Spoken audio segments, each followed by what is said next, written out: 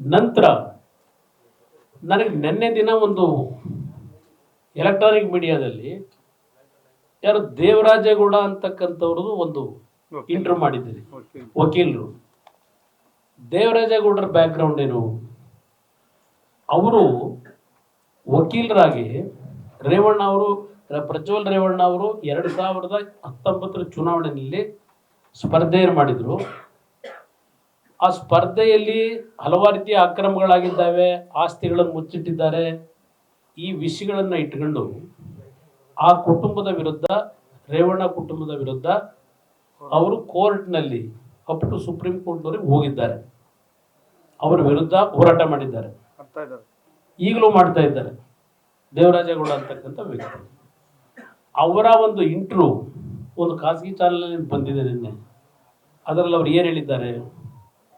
ಅವ್ನು ಯಾರೋ ಕಾರ್ತಿಕ್ ಅಂತ ಹುಡುಗ, ಈಗಾಗಲೇ ಅದು ವಿಷಯ ಗೊತ್ತಾಗಿ ಪಾಪ ಅವ್ನ ಕೈಗೆ ಮತ್ತೆ ಹೇಳಿಕೆ ಕೊಡಿಸಿದ್ದಾರೆ ಕರೆಸ್ಕೊಂಡು ಆ ನಾಯಕರುಗಳು. ಮತ್ತೀಗೇನು ಒಂದು ಕ್ಲಾರಿಫಿಕೇಶನ್ ಕೊಡಿಸ್ಬಿಟ್ಟಿದ್ದಾರೆ, ನಾನು ಯಾರಿಗೂ ಕೊಟ್ಟಿರಲಿಲ್ಲ ಕ್ಯಾಸೆಟ್ನ ಅಂತ. ಈಗ ಅವ್ರಿಗೆ ಗೊತ್ತಾಯ್ತು ಇದು ಯಾವ ಕಡೆ ತಿರುಗುತ್ತೆ ಈಗ ಈ ಚಕ್ರ, ಈಗ ಅರ್ಥ ಆಗಿದೆ ಪಾಪ ಮಾನ್ ನಾಯಕರುಗಳಿಗೆ. ಬಹುಶಃ ಮುಖ್ಯಮಂತ್ರಿಗೂ ಅರ್ಥ ಆಗಿದೆ ಈಗ, ಇದು ನಮಗೆ ಸುತ್ತಾಕೊಳ್ಳುತ್ತೆ ಈಗ ಅಂತ ಹೇಳಿ. ಯಾವ ದೇವರಾಜೇಗೌಡರ ನೆನ್ನೆ ಹೇಳಿಕೆ ನಾನು ಗಮನಿಸಿದೆ. ಅವ್ರು ಹೇಳಿದ್ದಾರೆ, ಈ ವ್ಯಕ್ತಿ ಕುಮಾರ್ ಅಂತಕ್ಕಂಥ, ಕಾರ್ತಿಕ್ ಅಂತಕ್ಕಂಥವನು ನನ್ನ ಮುಂದೆ ನನ್ನ ಕಚೇರಿಗೆ ಬಂದ, ಈ ಒಂದು ಕ್ಯಾಸೆಟ್ ವಿಷಯದಲ್ಲಿ ಏನೋ ಒಂದು ಸ್ಟೇ ತಗೊಂಡಿದ್ದಾರೆ, ಇಂಜೆಕ್ಷನ್ ತಗೊಂಡಿದ್ದಾರೆ, ಇದನ್ನು ವೆಕೇಟ್ ಮಾಡಿಸ್ಬೇಕು ಅಂತ ಹೇಳಿ ಅವ್ರ ಮುಂದೆ ಬಂದ ಅಂತಕ್ಕಂಥ ವಿಷಯ ಏನಿದೆ. ನೀವು ಅದನ್ನು ನೋಡ್ಬಿಟ್ರೆ, ಅದಕ್ಕೆ ಡೀಟೇಲ್ ಆಗಿ ನೋಡಿಲ್ಲ. ನಾನು ಕಾರಲ್ಲಿ ಬರ್ಬೇಕಾದ್ರೆ ಈ ವಿಷಯ ಗೊತ್ತಾಯ್ತು ನನಗೆ. ನೀವು ನೋಡ್ಬಿಡಿ ಇದನ್ನು, ಅವ್ರು ಏನು ಹೇಳಿದ್ದಾರೆ ಅಂತ ಹೇಳಿ. ನಂತರ ಆಮೇಲೆ ಮಾತನಾಡ್ತೀನಿ ಸ್ವಲ್ಪ. ಇವತ್ತು ನನಗೋಸ್ಕರ ನಾಡಿನ ಜನತೆ ಹೆಣ್ಣು ಮಕ್ಕಳೇನಿದ್ದಾರೆ ಅವ್ರಿಗೋಸ್ಕರ ಸ್ವಲ್ಪ ಸಮಯ ತಗೊಂತೀನಿ ನಿಮ್ಮಿಂದ. ಯಾರಿಗೂ ಅನ್ಯಾಯ ಆಗಬಾರದು. ಸೌಂಡ್ ಕೊಡಪ್ಪ. ಅವ್ರಿಗೆ ಕಾಣಲ್ಲ, ಅವ್ರಿಗೆ ಕಾಣಲ್ಲ.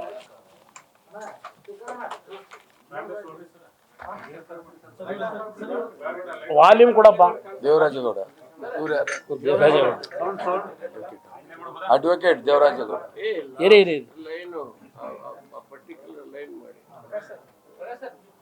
ಕಾರ್ತಿಕ್ ಅನ್ನೋ ಈ ಕೇಸಲ್ಲಿ ನೀವು ವಕಾಲತ್ ಹಾಕಿ ಅಂತ ಬಂದ, ಅಬ್ಜೆಕ್ಷನ್ ಆಗ್ತದೆ. ಏನಪ್ಪ ಅಂತಂದ್ರೆ ಈ ಥರ ಎಲ್ಲ ವಿಡಿಯೋ ಸಿಡಿ ಬಗ್ಗೆ ಅವರು ಸ್ಟೇ ತಗೊಂಡಿದ್ದಾರೆ ಅಲ್ಲಿ. ಸೊ ಅದರಿಂದ ಇದನ್ನು ಒಂದು ಅಬ್ಜೆಕ್ಷನ್ ಹಾಕೊಂಡ್ಬಂದೆ. ಟೆನ್ಷನ್ ಹಾಕಕ್ಕಾಗಲ್ಲ, ಏನು ವಿಡಿಯೋ ಇದೆ ನೋಡೋಣ, ಅಬ್ಜೆಕ್ಷನ್ ಹಾಕಿ ನೋಡ್ಬೇಕಲ್ಲ ಅಲ್ಲಿ. ಆತ ಪೆಂಡ್ರೈವ್ ತಗೊಂಡ ಅಲ್ಲಿ ತಗೊಂಡು ನಾನು ನೋಡಿದೆ, ಎಲ್ಲ ಪೆಂಡ್ರೈವ್ ನೋಡಿದಾಗ ಗೊತ್ತಾಯ್ತು ಅಲ್ಲಿ ಭಾಳ ಅಶ್ಲೀಲವಾದ ವಿಡಿಯೋಗಳು ಇದ್ದು ಅಲ್ಲಿ. ಸೊ ಆಗ ಅಬ್ಜೆಕ್ಷನ್ ಹಾಕೋತಾರೆ. ಆಗ ನಾವು ಇದನ್ನ ಯಾರಿಗಾರ ಕೊಟ್ಟಿದ್ಯಾ ಅಂತ ಕೇಳಿದ್ವಿ. ಅಣ್ಣ ಈಗಾಗಲೇ ಕಾಂಗ್ರೆಸ್ ಕೆಲವು ವಿಡಿಯೋಗಳು ತಗೊಂಡ್ಬಿಟ್ಟಾರೆ, ಇಸ್ಕೊಂಡ್ಬಿಟ್ಟಾರೆ ಅಲ್ಲಿ. ಆಮೇಲೆ ನನ್ನ ಹತ್ರ ಬಂದರೆ ವಿಡಿಯೋನು ಕೂಡ ಅದು ನನಗೆ ಪಕ್ಕದಲ್ಲಿ ಐತೆ ಅಂತ ಗೊತ್ತಿಲ್ಲ ನನಗೆ. ಅದು ನನಗೊಂದು ಇದೊಂದು ಪೆಂಡ್ರೈವ್ ಸಿಗ್ತಾರೆ, ನನಗೆ ನಾನು ಯಾರೋ ಫ್ರೆಂಡ್ಸ್ ಹತ್ರ ಅವ್ರ ಜೊತೆ ಇಸ್ಕೊಂಡೆ ಅಂತ ಹೇಳ್ದ.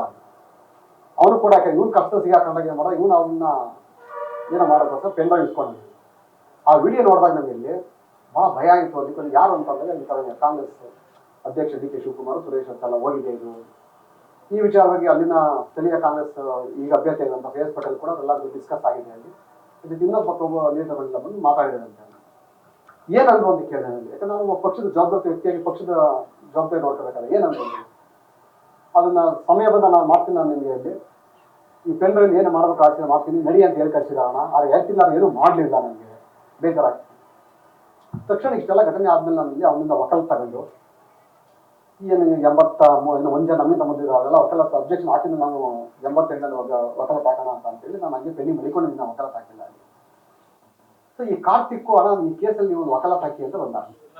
ನೀವು ಅಬ್ಜೆಕ್ಷನ್ ಹಾಕಿದ್ರಿ ಏನಪ್ಪ ಅಂತಂದ್ರೆ ಈ ಥರ ಎಲ್ಲ ವಿಡಿಯೋ ಸಿಡಿ ಇನ್ನೊಂದಿದೆ. ಸೊ ಅದರಿಂದ ಒಂದು ಅಬ್ಜೆಕ್ಷನ್ ಹಾಕೊಂಡ್ರೆ ಸುಮ್ಸುನ್ ಹಾಕಕ್ಕಾಗಲ್ಲ. ಏನು ವಿಡಿಯೋ ಇದೆ ನೋಡೋಣ, ಅಬ್ಜೆಕ್ಷನ್ ಅಪರಾಧ ಏನಿದೆ ಅಂತಕ್ಕಂಥದ್ದು ಹೇಳಿದ್ದಾರೆ ಅವರಿಗೆ. ಬೇಡ ಬೇಡ, ರಿಪೀಟ್ ಬೇಡ, ಆಫ್ ಮಾಡಿ. ಇಲ್ಲಿ ಆಫ್ ಮಾಡೋದು.